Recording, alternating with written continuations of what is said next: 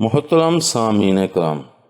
حضرت ابو ہریرہ رضی اللہ تعالی عنہ نبی کریم صلی اللہ علیہ وآلہ وسلم سے نقل کرتے ہیں کہ آپ صلی اللہ علیہ وآلہ وسلم نے فرمایا، اللہ تعالیٰ چھینکنے کو تو پسند کرتا ہے لیکن جمائی کو ناپسند کرتا ہے، لہٰذا تم میں سے جب کوئی شخص چھینکے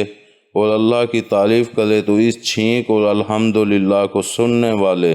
ہر مسلمان پر حق ہے کہ وہ چھینکنے والے کے جواب میں یرحمک اللہ کہے۔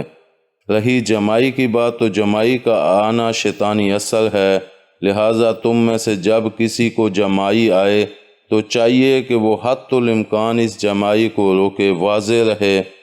کہ جب تم میں سے کوئی شخص جمائی لیتا ہے یعنی منہ پھاڑتا ہے تو اس پر شیطان ہنستا ہے۔ اور مسلم کی روایت میں یہ الفاظ ہیں کہ چاہیے کہ حد الامکان اس جمائی کو روکے، کیونکہ جب تم میں سے کوئی شخص ہاں کہتا ہے یعنی جمائی لیتا ہے تو اس پر شیطان ہنستا ہے۔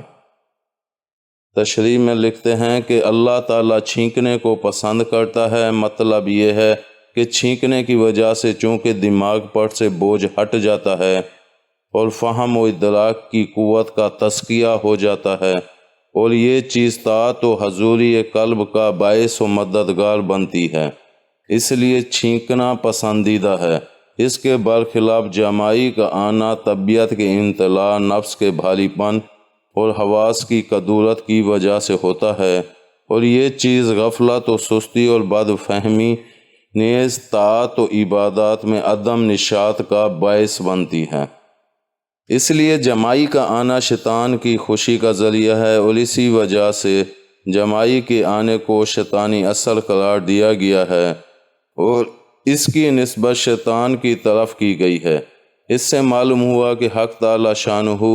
کا چھینکنے کو پسند کرنا اور جمائی کو ناپسند کرنا اس کے نتیجے و ثمرے کے اعتبار سے ہے کہ چھینکنے کا نتیجہ عبادت و طاعت میں نشاط و تازگی کا پیدا ہونا ہے، اور جمائی کا نتیجہ کسل و سستی کا پیدا ہو جانا ہے۔ اللہ کی تعریف کرے یعنی جب چھینک آئے تو الحمدللہ کہے، اور اگر رب العالمین بڑھا دے یعنی الحمدللہ رب العالمین کہے تو بہتر ہے کہ جب کہ الحمدللہ علی کل حال کہنا بہت ہی بہتر ہے۔ نیز کتاب مصنف میں ابن ابی شیبہ رحمۃ اللہ علیہ نے حضرت علی رضی اللہ تعالیٰ عنہ سے بطریق موقوف یہ نقل کیا ہے کہ جس شخص کو چھینک آئے اور وہ یوں کہے الحمدللہ رب العالمین علی کل حال،